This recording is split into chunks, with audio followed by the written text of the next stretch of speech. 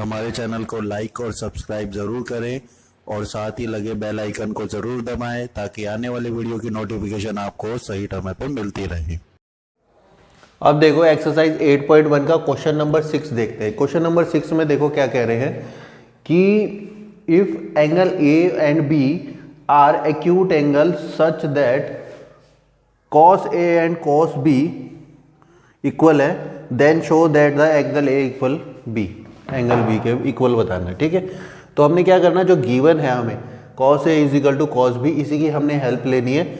लेकिन इससे पहले मैंने देखो क्या है, A और B दे रखा है। ठीक है, A को मैंने यहाँ लिखा, B को हमने इधर लिखना है। ठीक है, दोनों को अलग अलग ऐसे, ये एग्जाम्पल नंबर 2 की तरह है। ठीक है, बुक में जो एग्जाम्पल नंबर 2 है उसकी तरह है। ठीक है, तो एग्जाम्पल नंबर 2 की तरह करा रहे हैं हम इसको।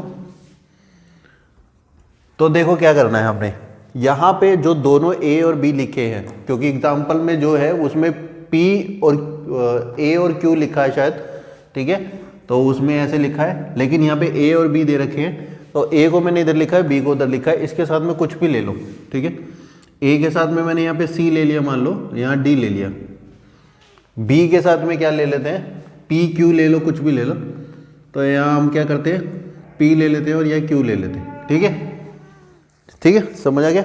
यहाँ P ले लो, वहाँ Q ले लो, यहाँ C ले लो, ये D ले लो, कुछ भी ले सकते हो अल्फ़ाबेट, बट हमें है ना क्वेश्चन समझ आना चाहिए, अपने हिसाब से कोई भी नंबर ले सकते हैं हम। ठीक है, और इसको सॉल्व करते हैं। अब देखो, जब हमने, बस ये ध्यान रखना कि A और B जब हम ले रहे हैं तो A को इधर ले रहे हैं तो B को भी इधर ही लेना है, ऐसे नहीं कि वहाँ पे ले लो, तो इससे फिर कंफ्यूजन हो जाएगी हमें। ठीक है, तो हमने A को यहाँ लिया है तो इसके अकॉर्डिंग ये P हो जाएगा हमारा, परपेंडिकुलर हो जाएगा ये। ठीक है, ये B हो जाएगा यानी बेस हो जाएगा, और ये H हो जाएगा। सेम केस यहाँ पे भी, ये परपेंडिकुलर हो जाएगा, ये बेस हो जाएगा, और ये हाइपोटेन्यूज हो जाएगा। ठीक है, अब देखो क्या करना है, cos थीटा का फॉर्मूला लगाते हैं हम। cos थीटा का फॉर्मूला जो होता है वो हमारा क्या होता है, B अपॉन में H होता है, B अपॉन में H। ठीक है, तो A cos A लिखा है तो A वाले में चलते हैं और उसमें हम ढूंढते हैं B और H क्या है हमारा। देखो B ये रहा, यानी AC हमने यहाँ लिख दिया। ठीक है, यहाँ पे ये स्मॉल b कर देता हूँ क्योंकि यहाँ स्मॉल b से डिनोट कर रखा है। AC लिख दिया, A वाले में ढूंढना है। देखो AC हो गया ये b, और जो हमारा H है वो क्या है हमारा AD हो गया। चलो ठीक है, अब देखो क्या है, यहाँ पे जो cos B वाले में, चलो B वाले में देखो क्या ढूंढना है हमने, B यानी बेस ढूंढना है। बेस हमारा क्या है, BP ले लो या PB ले लो, तो BP ले लेते हैं क्योंकि अल्फ़ाबेट जो पहले B आता है। अब देखो क्या है, हमने P को H को देखना है, तो हम क्या, हमारा क्या है ये BQ ले लेते हैं। अब देखो क्या करना है, हमने इसको इक्वल तो हो गया, हम एक कांस्टेंट के बराबर ले लेते हैं।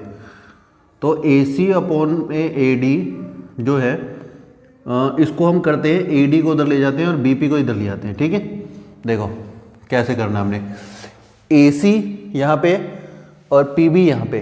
ठीक है, तो इसको देखो क्या करना है हमने, जो ऊपर वाला नंबर है इसको इधर लेना है और इसको उधर ले जाना है।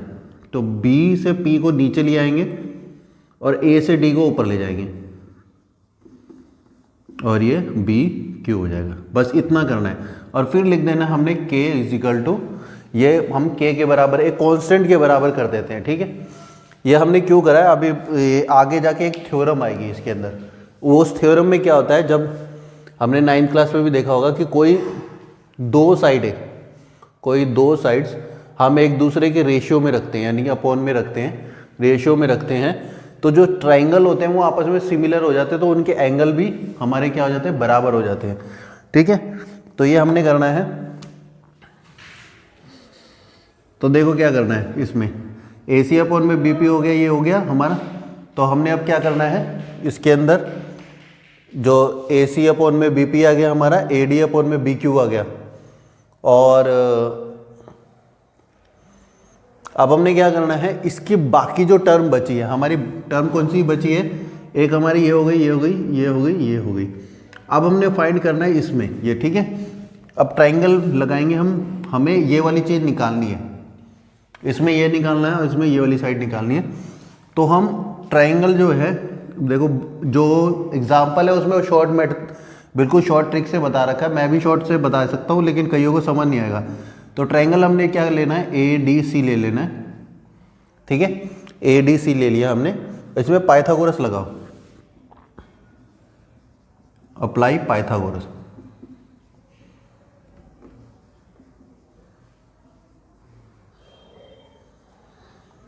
अब पाइथागोरस जब लगाया हमने तो यहाँ पे देखो जो हाइपोटेन्यूस होता है यानी h का स्क्वायर होता है, तो फॉर्मूला होता है h का स्क्वायर, p का स्क्वायर और b का स्क्वायर, ठीक है।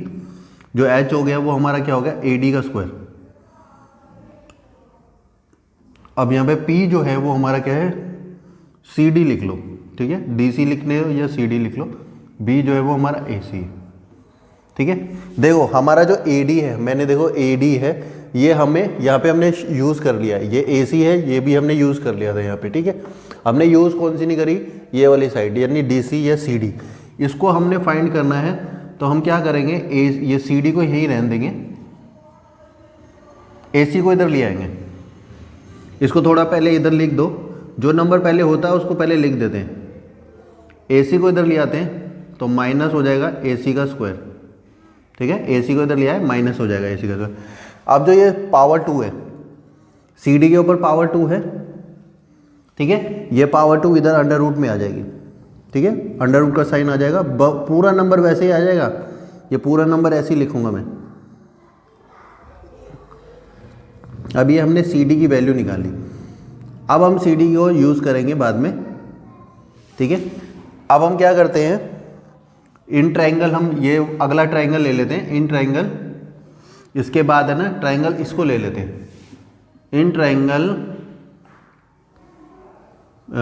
BPQ, BPQ ट्रायंगल हम ले लेते हैं और अप्लाई पाइथागोरस, पाइथागोरस को अप्लाई करते हैं इसमें, ठीक है। अब देखो इसमें क्या है, इसमें भी वही h का square is equal to p का स्क्वायर और b का स्क्वायर, ठीक है। तो हमने क्या करना है, h का देखो h क्या है हमारा यहाँ पे, BQ है, BQ का स्क्वायर, और जो ये थोड़ा ऐसे लिख देते हैं, जो p है वो हमारा वो क्या है, PQ या QP ले लो, ठीक है, और b जो है वो हमारा BP का स्क्वायर है, ठीक है। अब देखो हमारा कौन सा हमने फाइंड करना है, ये P से Q वाला, ठीक है, P से Q वाला फाइंड करना है, इसको ऐसे ही रहने देंगे, इसको इधर ले आएंगे, BQ का स्क्वायर माइनस BP का स्क्वायर, ठीक है। अब ये जो ऊपर पावर 2 है, ये पावर 2 यहाँ पे क्या आ जाएगा, अंडर रूट का निशान आ जाएगा यहाँ पे, तो BQ का स्क्वायर माइनस BP का स्क्वायर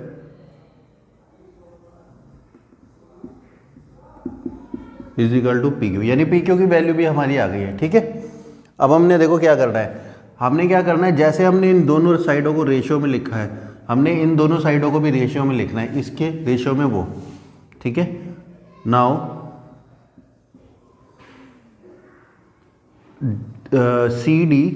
CD है, CD अपॉन में PQ, जैसे हमने ये वाली अपॉन में करी थी वैसे हमने उसको करना है, ठीक है। तो हमारा क्या हो जाएगा, जो वैल्यू थी ये, इसको ले लेते हैं, AD का स्क्वायर माइनस AC का स्क्वायर, AD का स्क्वायर माइनस AC का स्क्वायर, ठीक है। अब इसको करते हैं हम BQ का स्क्वायर BP का स्क्वायर, ठीक है। अब हम इसको देखो, ये इक्वेशन 1 है हमारी, इसका यूज़ कर रहा है इसलिए हमने इक्वेशन नंबर 1 डाल दी है।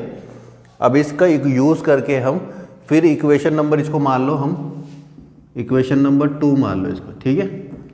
सेकंड में हम इसको पुट करेंगे, इसमें से हम पहले सॉल्व करेंगे फिर इक्वेशन 2 में इसमें रखेंगे हम, ठीक है।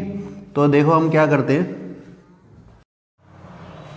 देखो अब यहाँ पे स्पेस नहीं, यहाँ पे आगे स्पेस नहीं बचा था, इसलिए मैंने यहाँ से रब करके ये वाली इक्वेशन हमने यहाँ पे लिख दी है, ठीक है।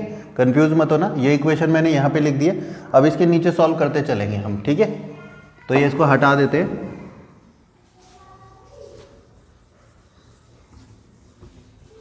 वहाँ से डायग्राम भी हटा दिया ताकि स्पेस बन जाए। अब इसके बाद जो है वो हम यहाँ से शुरू करते हैं, ठीक है। इसके बाद सीधा यहाँ पे अब देखो जो इक्वेशन थी वो हमारी फर्स्ट थी, तो हम क्या करना है, हमने लेना है वी टेक इक्वेशन फर्स्ट को इक्वेशन को लेंगे और जो ऊपर लिखा ना AD और AC इसकी वैल्यू निकालेंगे इसके अंदर से। देखो AC अपॉन में BP हो गया, इसको KK इजिकल टू लिख दो, ठीक है, और AD अपॉन में BQ हो गया, इसको भी KK इजिकल टू लिख दो, ठीक है। अब देखो क्या करना है, AC की वैल्यू चाहिए हमें वहाँ पे, देखो तो इसको हम यहाँ पे ले जाएंगे इसको हम ले जाएंगे K के पास, BP को K के पास ले जाएंगे तो BP ऐसे हो जाएगा, ठीक है, K BP, या ऐसे ही लिख दो K BP, ठीक है। अब यहाँ पे देखो, यहाँ पे भी ऐसे हो जाएगा, AD की जो वैल्यू हो जाएगी वो भी क्या हो जाएगी K BQ, ठीक है। अब ये वाली जो वैल्यू है वो इक्वेशन नंबर सेकंड में पुट करेंगे, तो पुट करेंगे हम value of AC and AD in equation second equation में हम इसको पुट कर देते हैं, ठीक है, AD की वैल्यू। अब देखो सेकंड इक्वेशन क्या आती है हमारी, CD PQ, और यहाँ पे था हमारा AD था ना, तो AD अभी लिख देता हूँ वैल्यू, ये देखो AD लिख दी, फिर इसको हम हटा देंगे, AC का स्क्वायर अपॉन में क्या है BQ का स्क्वायर माइनस BP का स्क्वायर, ठीक है। AD की जगह हम AD की जगह क्या लिख सकते हैं, KBQ, तो हमने लिख दिया KBQ, और स्क्वायर है ऊपर तो इसका भी स्क्वायर लगेगा। AC की जगह हम देखो क्या लिख सकते हैं, KBP, तो ये देखो इसका स्क्वायर है तो इसका भी स्क्वायर, मैं बीच में माइनस था तो माइनस लगा दिया मैंने, ठीक है, ऐसे। अब जो नीचे नंबर लिखा था उसको मैं सीधा वैसे ही लिख देता हूं, BQ और BP का स्क्वायर। अब देखो यहां पे K का स्क्वायर है, यहां पे भी K का स्क्वायर है, तो K का स्क्वायर हम क्या करते हैं, इसको हम पहले ले लेते हैं कॉमन, ठीक है। तो K का स्क्वायर हमने कॉमन, क्योंकि K का स्क्वायर करेंगे तो K की 2 हो जाएगी, यहाँ पे भी है और यहाँ पे भी है, तो हमने कॉमन ले लिया। यहाँ पे बचा BQ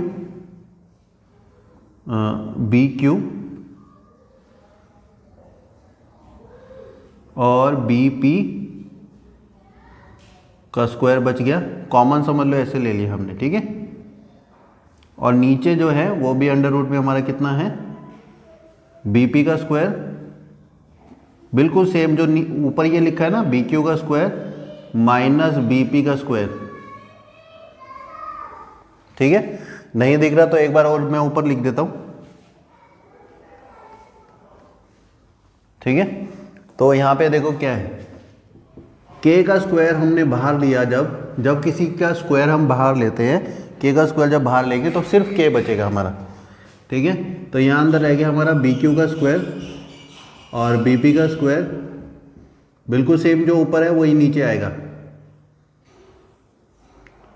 अंडर रूट में BQ का स्क्वायर BP का स्क्वायर। देखो वैल्यू बिल्कुल सेम है, साइन भी सेम है, तो ये समझ लो ये कट गया, ठीक है। तो 1 आ गया, 0 नहीं आएगा, 1 आएगा, तो 1 को इससे मल्टीप्लाई करेंगे तो K ही आ जाएगा। तो यानी कि CD अपॉन में हमने क्या निकाला, PQ जो निकाला वो भी K निकाला, ठीक है। अब इसको हम मान लेते हैं इक्वेशन नंबर 3, ठीक है।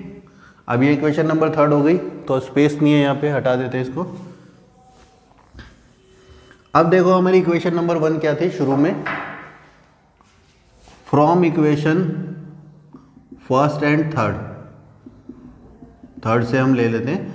तो उसमें क्या था, AC अपॉन में BP था, AD अपॉन में BQ था और CD अपॉन में PQ था। तो सारे देखो K के बराबर थे, ठीक है, तो तीनों हमने K के बराबर कर दिए, ठीक है। तो जब भी कोई ऐसे 2 ट्राइंगल होते हैं, देखो समझो इस चीज़ को, कभी भी 2 ट्राइंगल होते हैं ऐसे, और जैसे इसकी ये वाली साइड इसके अपॉन में हो, ये वाली साइड इसके अपॉन में हो, यानी फ्रैक्शन में हो, ये वाली साइड ऊपर हो और ये वाली साइड नीचे हो, फिर ये वाली साइड ऊपर हो, ये वाली साइड नीचे हो, और ये वाली साइड ऊपर हो और ये वाली साइड नीचे हो, ठीक है। तो एक साइड तो इधर वाले ट्रायंगल की है और एक साइड दूसरे ट्रायंगल की है, लेकिन सेम साइड है। एक साइड इस वाले ट्रायंगल की है, दूसरी साइड इस वाले ट्रायंगल की है, ठीक है। तो ऐसे ही हमने, ये देख लो एक बार, मैं बना के दिखा देता हूँ दोबारा, अच्छी तरह समझ आ जाएगा। यहाँ पे हमने ए लिया था, यहाँ पे हमने बी लिया था, ठीक है। ये हमारा आई थिंक पी था या क्यू था, और यहाँ पे हमने सी लिया था या डी लिया था, ठीक है। अब देखो इसको मैच करते हैं हम। देखो यहाँ पे ए सी है, ए से सी जाओ, ए सी के बटे में ये होना चाहिए, ठीक है। बीपी, देखो बीपी है ना, अपॉन में है, देखो इस साइड के अपॉन में ये है। अब देखो एडी है, एडी के अपॉन में क्या होना चाहिए, बीक्यू है, बिल्कुल बीक्यू है। अब देखो सीडी के अपॉन में कौन सी साइड होनी चाहिए, ये वाली साइड, ठीक है। ये वाली साइड इसके अपॉन में होनी चाहिए। तो बिल्कुल वो, जब भी ऐसे ट्राइंगल की साइड ऐसे रेशियो में दी होती है, ठीक है, फ्रैक्शन में दी होती है, तो क्या होता है इसमें कि जो दोनों ट्राइंगल होते हैं, दोनों ट्राइंगल क्या हो जाते हैं कि सिमिलर हो जाते हैं, ठीक है। तो यहाँ पे हमारा क्या था, ए सी डी ट्राइंगल था ना हमारा, कौन सा था, ये था हमारा ए सी डी। तो ए सी डी ट्राइंगल जो है वो सिमिलर हो जाएगा हमारा कौन से ट्राइंगल के, यहाँ पे था B P Q, B P Q के, ठीक है। ऐसे हमने मान रखा था। तो जब ट्राइंगल सिमिलर हो गए तो वी कैन से दैट, हम क्या कह सकते हैं कि angle A is equal to angle B, angle A angle B के भी क्या है, बराबर है, एंगल्स बराबर हो जाते हैं।